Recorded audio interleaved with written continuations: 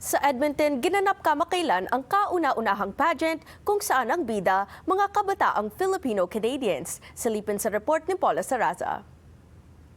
This year's Little Miss Alberta, Pilipinas 2023 is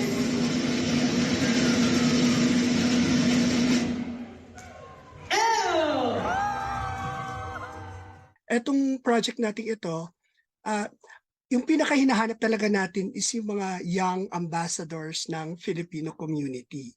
So young ambassadors ng Filipino community. So gusto natin may nagre-represent sa youth, sa mga kabataan talaga, sa mga community events, fiestas, festivals, yung mga ganon. So ito yung purpose nun. Mga chikiting ang rumampa sa entablado kamakailan para sa kauna-unahang Little Mr. and Miss Edmonton, Pilipinas. Filipinos, syempre, ang Filipinos kilala yan bilang pageant lovers, di ba?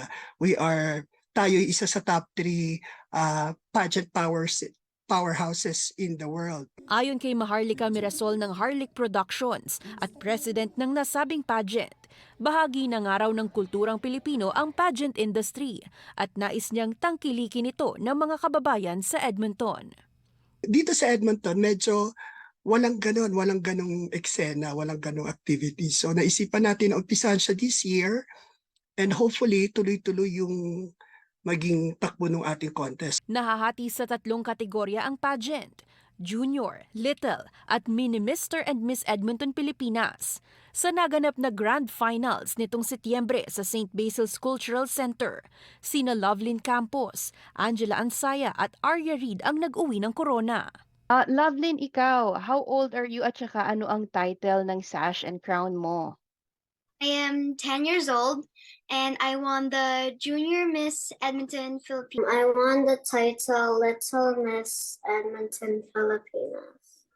I won Mini Miss Edmonton Filipinas 2023.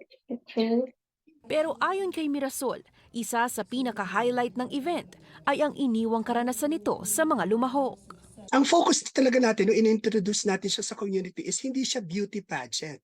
It's a personality and talent competition, more or less, na nakarap as a pageant. Parang gano'n. So, for the past 3 months, bago nung pinaka-finals, mayroon tayong mga talent competitions, personality development training, posture training, meron tayong mga arts training. Naging daan din ang pageant sa pagiging mulat ng mga bata sa kulturang Pilipino, gaya ng kanilang pagrampa, suotang makukulay at tradisyonal na kasuotang Pinoy, pagkakaroon ng kumpiyansa sa sarili at pagdiskubre sa iba pang abilidad.